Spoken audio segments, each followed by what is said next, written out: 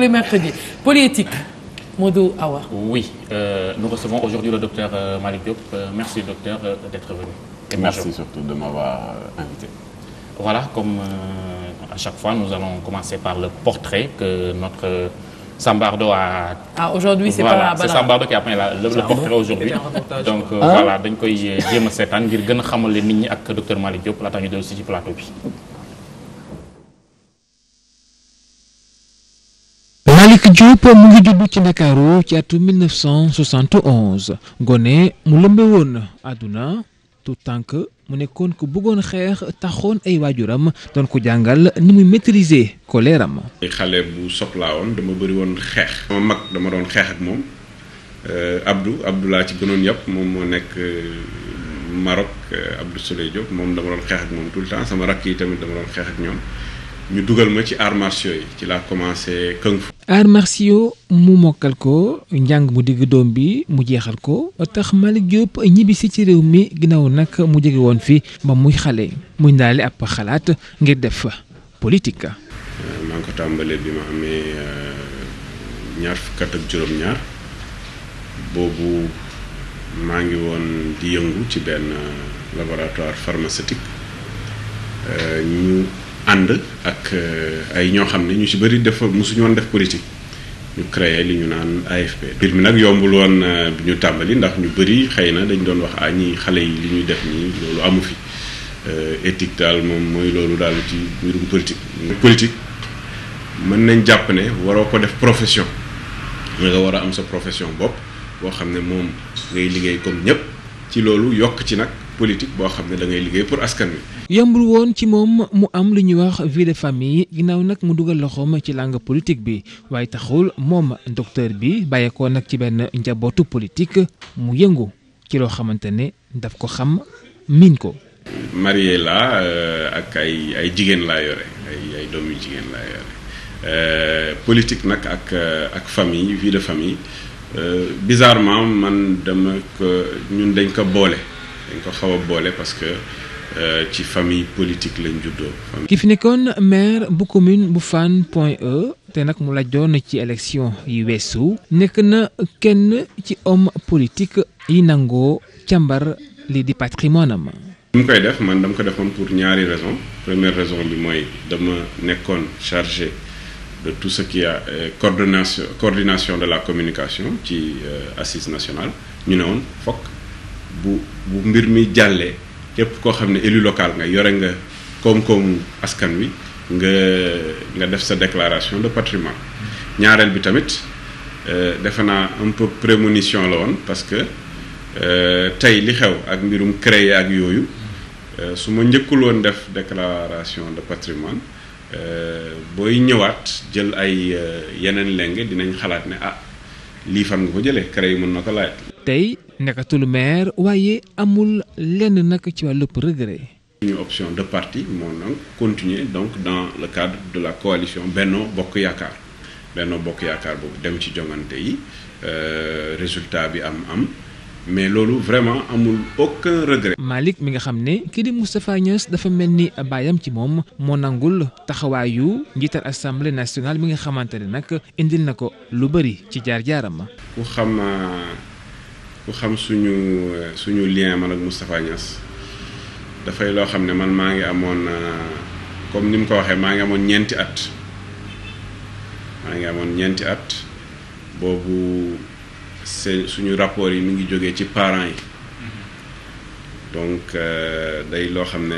quasiment mën nañ ne lien de parenté gore moo gën ci nit man dama jàpp ne 1999 bi may commencé politique boobu kenn xamuma woon te bu ma créé woon sama parti tamit kenn du ma xam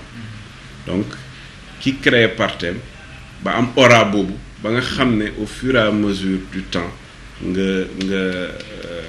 aura am boobu moom moo tax peut-être nga yegg si. tey ñeent fukki at ak ñett moom Malick Diop moom mooy njiital ASEPEX mu nekk ku teey am kóllëre ci wàllub xarit ñi ko jege comme ay collaborateur am bu am démb tey moom docteur Malick Diop moom mooy gànnup Mamadou Awa Ndiaye ci Polyéthique ci Good Morning. jërëjëf Samba Ahmadou Ba docteur Malick Diop bi ñu ne dañ lay invité écho yi njëkk a jot mooy doon na nit ku am yar ku tey ku dëggu tamit loolu la nit ñu wax waaye docteur ndax politique mën na ànd ak li nga xam ne mooy jub ndax yéen politiciens yi da ngeen mën a naxaate bu ngeen bëggee dara rek foog ngeen wane benn kanam gi mel na ay mouton après nag bu ngeen jekkoo kii bi taw soog a génn looy wax ci loolu. waaw damay tàmbali déjà di leen remercier di kontaan lool ci plateau bi ak polyéthique parce que dafay loo xam ne dafa war a bokk tey ji suñu culture ndaxte politique politicien d'une manière générale pas homme politique. tey jii nii réew mi 90% population bi boo leen laajee mbirum politique dañ naan ak politiciens yëpp a yem. donc baax na yenn saay ñuy leeral itam di joxe ay conseils ñi nga xam ne duggaguñ ci politique. politique mën na ànd ak éthique parce que li ñu jàpp ci politique mooy la politique l'homme politique ce qu'il fait c'est l'amplification de la réalité familiale et de la réalité du comportement normal. moo di lan moo di gis nga boo duggee ci famille am na ñu baax am na ñu bon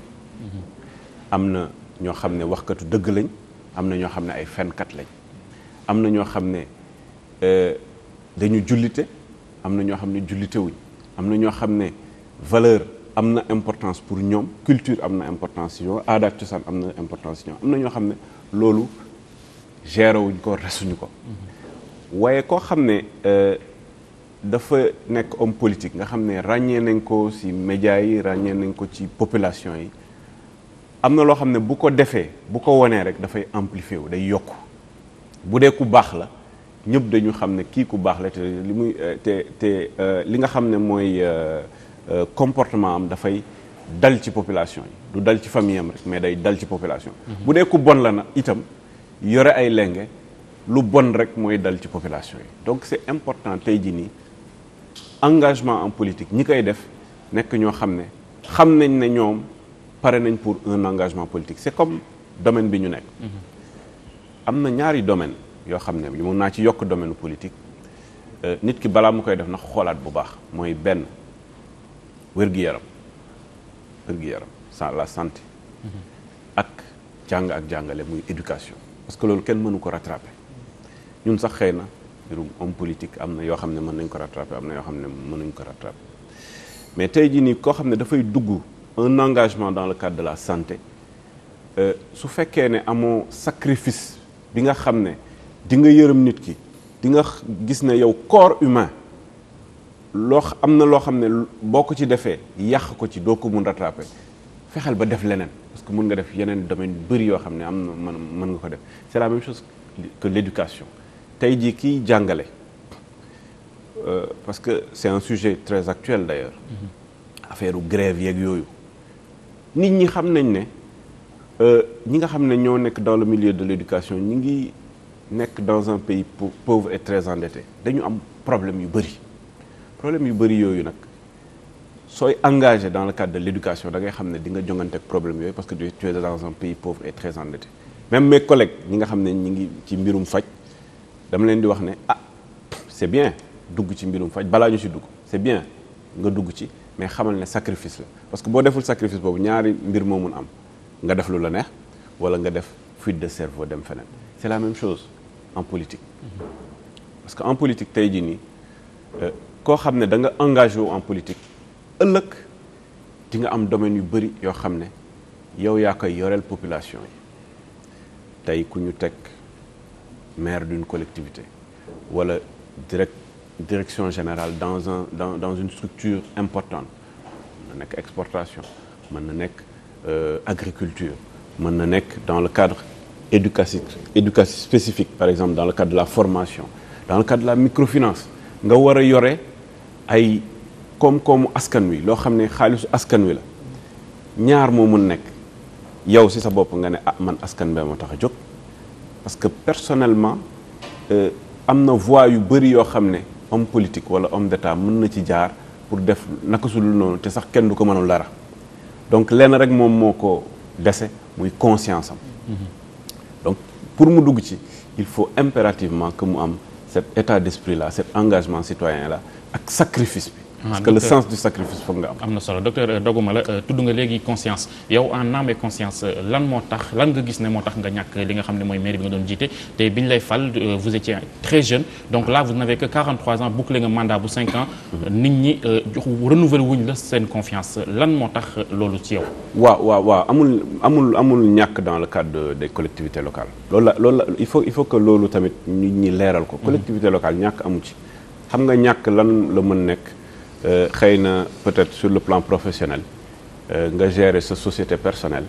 nga tomber en faillite foofu ñàkk am na fa. mais boo laajee joxul la ñàkk nga. non en tout cas man du sama état d'esprit. parce que lenge bu ñu la ko joxee sas nañ la loo xam ne da nga koy def pour population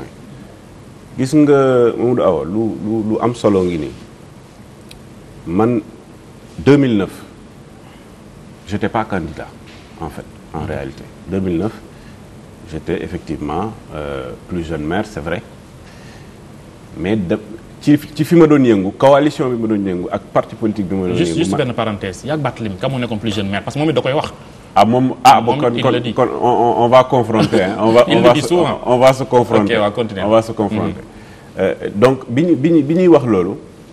dañu ñëw man mouvement des jeunes laa yore woon j'étais pas responsable de la commune. nekkuma woon responsable Fann Point Amitié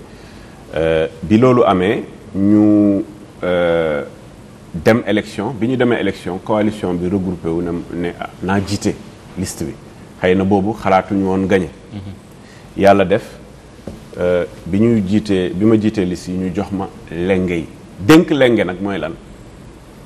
dañ lay jox ay compétences transférées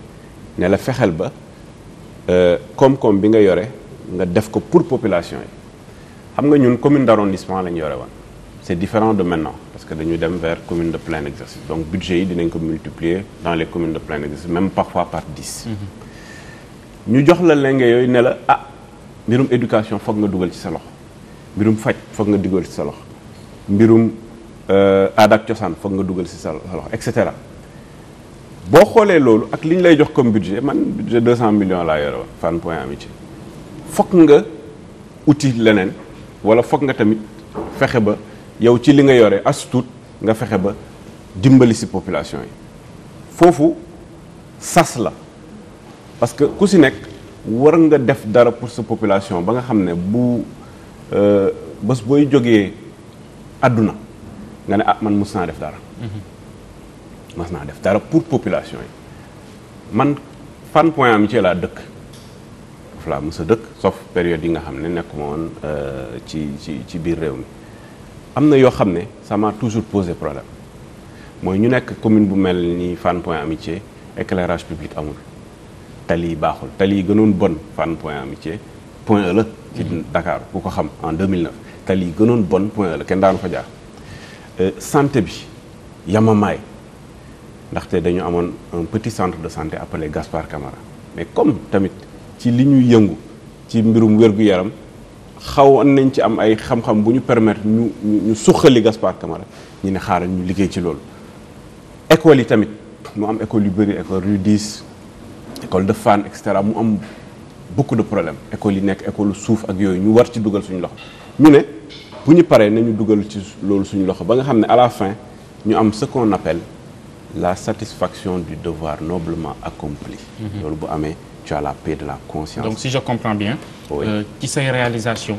askan wi jugé wul la ci pour reconduire équipe bi nga nekkoon. non mais ñu bëri nee nañu li waral nga ñàkk mooy li nga rejoindre listu Khalifa Sall. exactement ça c'est normal xam nga constat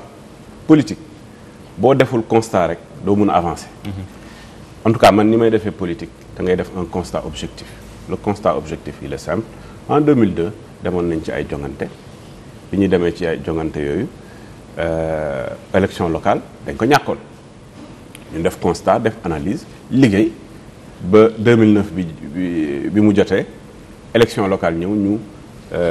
jox ñu dénk ñu ay lenge 2014 bi également ku gis Ndakaaru ni mu laloo parce que Ndakaaru en réalité c'est 19 communes d'arrondissement yoo xam ne ñett ñi ay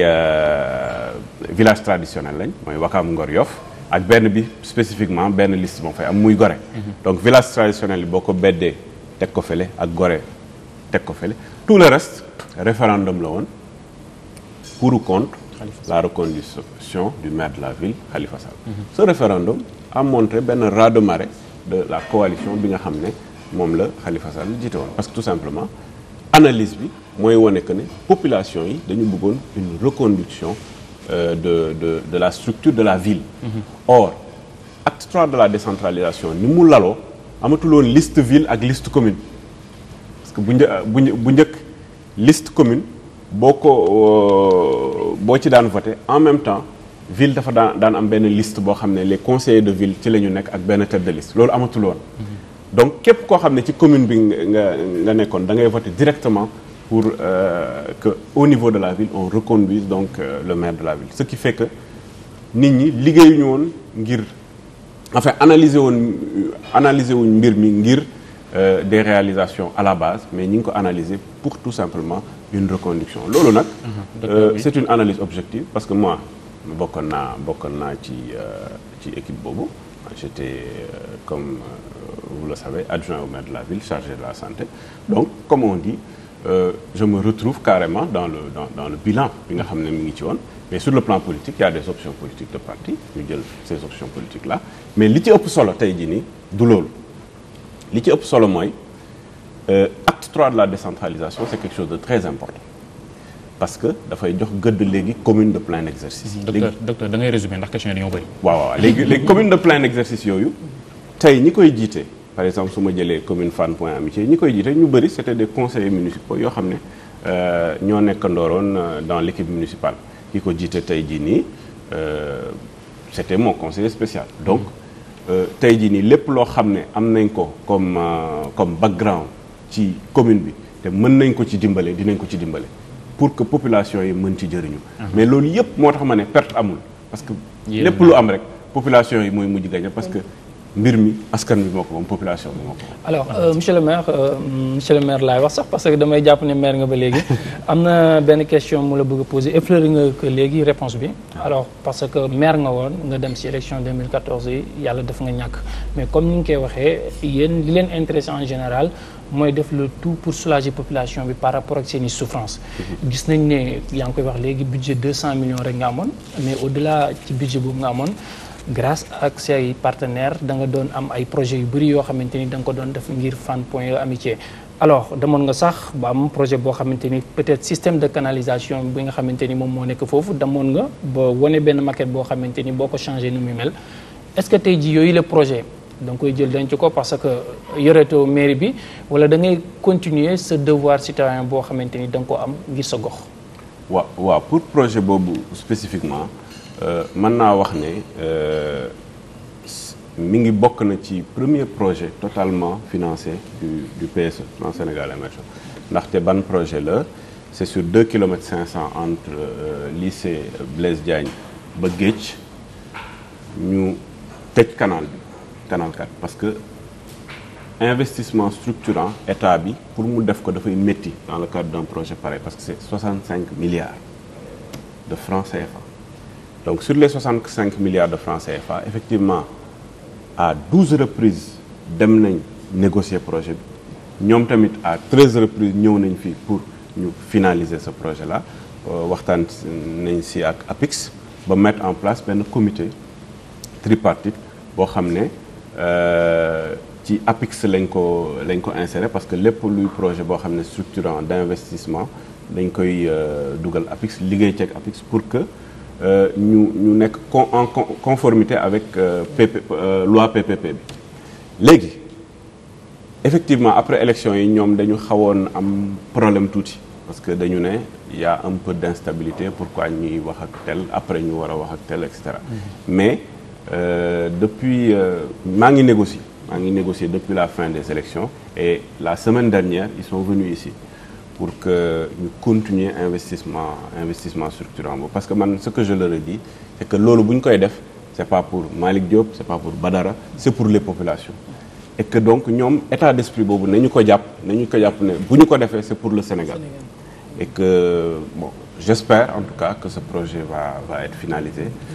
ñi ngi ci liggéey ak APIX dinañ ci dugal tamit ñaari maire yi nga xam ne kenn ki mooy maireu Fann Point ak maireu Gueule Tapée Fass Colobane pour que projet boobu population yi mën ci bénéficier. Docteur, j'ai une question venant d'un contact Facebook. Nee na qu'est-ce qu'un pharmacien fait à la tête de l'ASEPEX? C'est une très bonne question. C'est une très bonne question parce que ku xam également li ñu jàng pharmacie ku xam également nag la structure en managériale di doxee xam ne un diplôme universitaire jusqu'à avoir un doctorat d'État permet à une personne qui est dans une structure de pouvoir analyser, traiter et gérer un plan structurel de gestion de cette entité.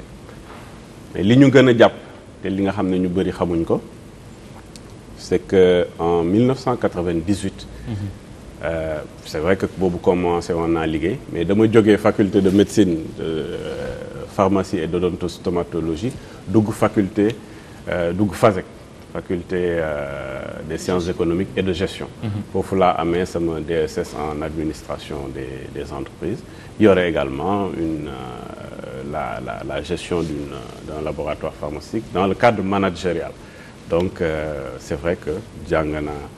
lépp luy faj mais jàng naa également lépp luy management. Donc comment se portent les exportations avec Ebola qui a été présent au Sénégal? Un sujet important. Je pense que les exportations globalement tey jii nii avec nous attendons les derniers chiffres de l'Agence nationale de la statistique et de la démographie. Sur 2014, dans le plan stratégique de développement des exportations, nous avions prévu, en tout cas à la fin, au 31 décembre, 10% de croissance des exportations. Aujourd'hui, aux dernières nouvelles, on est à 16,7% de croissance des exportations. Donc les exportations sénégalaises se portent très très bien. Parce que sur le plan structurel, on a travaillé sur plusieurs secteurs en allant vers les marchés, en améliorant l'offre exportable, mais surtout en mettant à niveau les exportateurs, surtout dans le cadre du conditionnement, pour qu'aujourd'hui les exportations puissent croître. Sur le plan horticole, sur le plan agricole, sur le plan agro-industrie, sur le plan de la pêche, etc., nous avons pu aller vers les marchés extérieurs, surtout les marchés européens, pour accroître les exportations. Sur le plan également du marché américain, comme vous le savez, aujourd'hui, le centre de ressources AGOA est géré par l'ASEPEX et inscrit au niveau de l'ASEPEX et géré donc à ce niveau-là. C'est l'African Growth Opportunity Act où de 2001 à aujourd'hui, nous n'avons pas pu réussir à pénétrer sur le marché américain. Et depuis l'année dernière, donc, on a mis en place la stratégie nationale de développement des exportations sous AGOA qui est en train d'être déroulée et on a réceptionné récemment également un showroom à Washington pour qu'on puisse commencer déjà à exporter sur les États-Unis. Maintenant pour Ebola, oui. Les gens aujourd'hui sur le plan de la communication. ñëw ci wolof docteur ndax mu gën a leer ci ñiy déglu. waaw d'accord pour mbirum feebar bi ñu naan fièvre à virus Ebola li ñu waroon njëkk a def mooy liggéey ci li ñu naan communication épidémiologique mooy lan gis nga am na ay feebar yoo xam ne bokkul ak politique bokkul ak éducation bokkul ak lenn lu ndaw rek boo ko waxee te loolu amul mën na gàllankoor réew parce que tey jii nii bu ñu waxoon rek ne Ebola am na Sénégal parce que Ebola en réalité amul Sénégal bu ñu waxee rek ne Ebola am na Sénégal te amul tëj na frontière yëpp ci àdduna wërgal képp pour réew mi donc exportation dootul am parce que teg nañ suñu frontière ñun dootuñ mën a génn pour xool naka la ñu exporter bi et soo xoolee sur la croissance économique ak PSE lu ci bëri exportation ci la bokk donc nañ def attention à la communication épidémiologique bu fekkee ne am na benn cas importé boo xam ne yegg si na biir Sénégal nga gis maintenant 3 cas importés aux États-Unis un cas importé à Berlin un cas importé en Suède mais tous ces cas importés existent nañ mais il y a eu une véritable communication épidémiologique bi nga xam ne moom méngoog feebar boobu ci réew yooyu waaye Sénégal rek dañ ne tëll rek ñu ne damm na parce que benn cas importé am na rek Ebola dugg na Sénégal non du loolu dafa am dans le cadre épidémiologique plusieurs phases am na phase d'alerte ñun phase d'alerte lañ nekkoon bi ñu nekkee phase d'alerte ñu topp mbir mi ba nga xam ne premier cas bi mu ñëwee ñu circonscrire ko ba Sénégal def loo xam ne mën nañ ne defuñ ko fenn parce que ñun ñoo fi am benn cas importé traité ko ba cas bi tey jii nii circonscrire nañ ko même ñi nga xam ne qui étaient en contact les 56 personnes également circonscrire nañ la loolu nag c'est une performance boobu Sénégal yàgg na ko am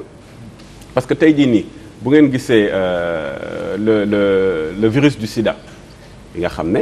le VIH2 a été découvert par le professeur Souleymane Mboup qui est pharmacien au niveau de la faculté de médecine et qui est à Dantec tey jii nii on est à 0,7 de prévalence parce que tout simplement il y a eu dans toute la chaîne de 84 à aujourd'hui politique boo xam ne day permettre ñu circonscrire maladie yooyu noonu la ñu circonscrire également maladie bi nga xam ne mooy hépatite B et cetera donc Sénégal tàmm nañ vraiment gérer les crises yu mel noonu tey jii nii ni ñu gérer voilà c'est une gestion normale mais nañ ci dugal léegi la presse de telle sorte que ñu gën a maîtriser lan mooy communication épidémiologique. léegi xam nañu def docteur bi la ñuy teg fële parce que man politicien bi laa invité léegi wuyu ma sa leader Moustapha Niasse mandat assemblée bi moom dafa nar a nekk ay un an rek ba waa muy jeex. waaw loolu fi mu ne nii je pense que moom lañ en tout cas prochain renouvellement mi ngi ñëw. bu boobaa mbirum député yi la. man comme nekkuma tamit assemblée nationale comme député du loo xam ne mën naa ci dugg à fond parce que c'est ci niveau boobu ñoom la ñu décider. xool ndax dañu continuer un an xool nag dañ koy yokk et cetera donc n'étant pas député vraiment je ne peux pas dugg ci loo xam ne c'est pas mon sujet. D'accord Samba la. waaw parce que man daal je crois que da ngay diw comme on dit. day diw bëri bi daal docteur Malick waaw man de alors sama laaj mooy docteur Malick voilà man fu mu toj laa bëgg a xam comme ni ko nit ñi di waxee. c'est-à-dire que sànq wax nga ko naa ci ñëwaat tuuti. ci nee na ñu bëri ils ont rallié disons Khalifa Sall pas parce que ay réalisation la mais ñu bëri également ils ont le sentiment que Khalifa Sall il a bien travaillé en tout cas il travaille disons très bien il travaille Dakar. Est-ce que yow t'as pas le sentiment que gox ba nga nekk ils ont senti que peut-être Malick Diop liggéeyam peut-être des na si par rapport ak ñoom seen ay retombées moo tax maanaam joxatuñu la lenge yi comme tu préfères mieux lenge yi que ñàkk bi ak aujourd'hui également lan moo nekk taxawaayu docteur Malick Diop en tout cas fii ak dans un futur proche ci l'échiquier disons politique du Sénégal. ci dégguma bu baax. l'échiquier politique du Sénégal. ok ñàkk nga gox ba yaa ngi ci bopp ASIPEX mais tey ci wàllu taxawaayu politique maanaam fan nga jëm. ok ma reprendre un peu loolu amul raay ou quoi que ce soit. wax naa la exactement. en réalité ni ñu lecture politique. bi ñu def ci élection yi. lecture politique bi moom ku deful lecture politique boobu rek xëy na. da nga am une vision subjective ñëpp xam nañ ne tey jii nii amoon na li ñu naan un référendum dakarois pour ou contre la reconduction de l'équipe de la ville loolu moom référendum boobu moom moo amoon une réalité dans toutes les communes li ñu ci jàpp ñun de manière simple mais man bëgguma dugg ci détails yooyu soo jëlee communes yëpp yi nga xam ne référendum boobu am na fa ñun ñoo ci am score bi gën a étriqué donc bëgguma dugg ci détails yooyu. parce que en fait je parlais plutôt du contrat de confiance qui liait docteur en fait le maire ak les habitants de la commune. c'est la même chose c'est-à-dire que analyse bi. mooy lan analyse bi mooy contrat de confiance boobu ça ne change pas dama lay invité benn jour nga ñëw ñu dugg ci commune bi mag yow parce que man je fais de proximité tous les jours depuis presque 15 ans. boo ñëwee tey jii nii je serai dans. tel quartier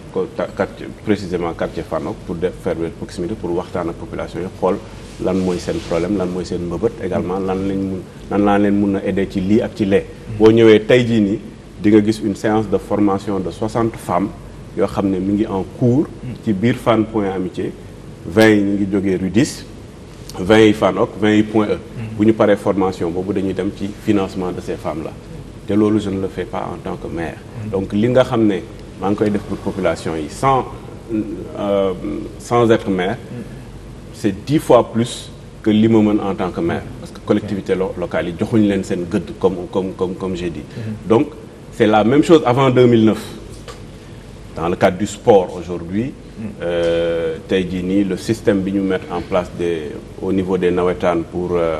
pour def des consultations avant la période des nawetaan loolu c'est un système boo xam ne man maa ko mettre en place avant même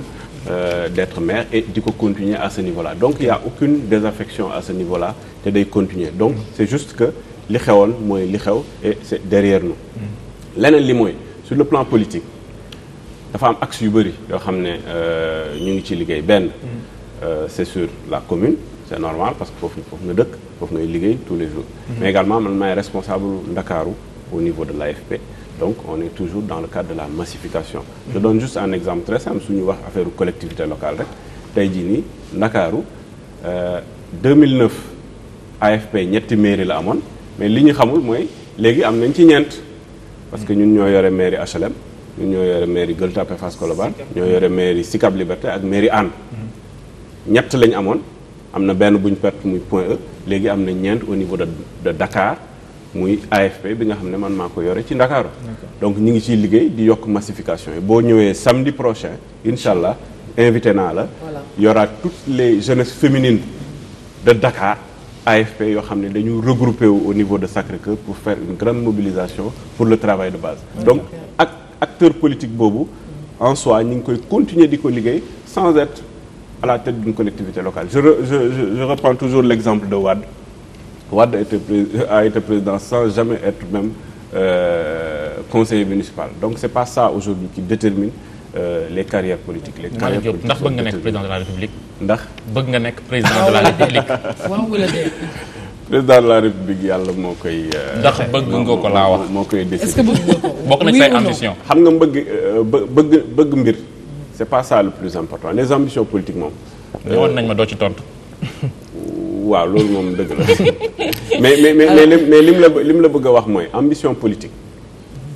fexeel ba kii déterminer sa ambition politique nekk population yi parce que man mën naa bëgg nekk président de la République population bi ne bëgg ma donc bu ma xëccee ba nekk ko je serai en porte-à-faux avec la léegi boo ko doon luy doon priorité yi waa une minute rek si luy doon priorité les priorités sont majeures pour un président de la République d'abord pour moi en tout cas je pense que la priorité majeure mooy santé faj ñu fexe ba moom nga xam waaw xëy na loolu ñu fexe ba déjà Sénégal mu am ñetti structure de santé yoo xam ne am nañ niveau boo xam ne dootuñ soxla évacuation sanitaire parce que c'est pas normal tey jii nii ku am des attaques cardiaques particulières ñu war a def sphinct nit ki war a am une évacuation sanitaire obligatoire balaa muy yegg xëy na naka su dul noonu am donc il est important tey jii nii ñu insister de manière drastique pour que ñu am ces trois structures majeures secteur par secteur dans le cadre de la santé pour que sénégalais yi dootul am évacuation sanitaire yeneen beneen bi mooy que mu am plus de 15% du budget national pour la santé parce que c'est important parce que c'est ce qu'on avait dit à Alma Ata actuellement le pourcentage affleure 15% parce qu'il était à 9,5 avant 2012 aujourd'hui on a dépassé 12 mais fokk mu yegg 15 pour que ñu mën a am une politique de santé beneen bi tamit lu am solo la dañu bëri terre au Sénégal mais non utilisé boo jógee côté Guinée di yéeg ngay nu mu tuddati ngay surplomber Sénégal da ngay gis ne ay espace vide la yu wow tey jii nii dans un pays comme les Émirats avec spécifiquement Dubaï mais soo xoolee en quelques années qu'est-ce qui s'est passé c'est que ay terres yoo xam ne utiliser wuñu la yu wow koŋ sax ces terres ont été mises à la disposition d'un investissement structurant direct étranger et du secteur privé concerné pour que ñu développer ko bu ñu ko développer secteur yëpp day développer également emploi yokk donc ça c'est des choses également yoo xam ne yu am solo la qui doivent être des priorités dans le cadre de la gestion de la. En tout cas, lu ñu naan di duuf ci nag bi yëpp xajul ci cin bi. Je suis désolé. Oui non ça va. da doon door mag ñi sax mag ñi sax da doon door. Docteur mais est-ce que mais nag oui docteur oui ou non ça va à Benno Bokk Yaakaar. j'ai pas Benno Bokk Yaakaar ndax ça va. ndax ça va à Benno Bokk Yaakaar. oui ou non.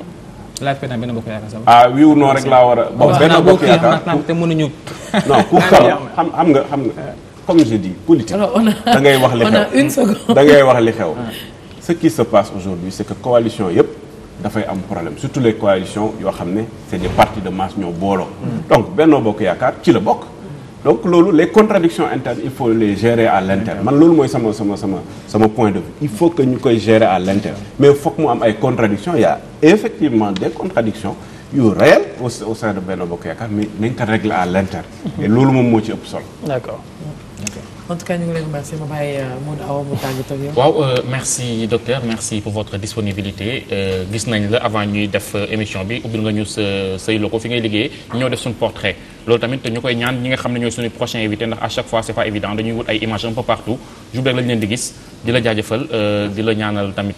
yoon bu leer comme ni ñu koy waxee rek merci docteur. Inch'Allah merci beaucoup. Alors Politique revient mercredi prochain avec un autre invité. Abdourahmane Diouf. Ah bon tu annonces déjà. Ah oui c'est un bon. Il est OK. Tu annonces déjà. Ouais, il est OK pour mercredi prochain. kon réew mi nga nar a waxtaanee. Non, un bon choix. Merci. Un bon choix. Comme un bon Dioufène. Merci beaucoup en tout cas docteur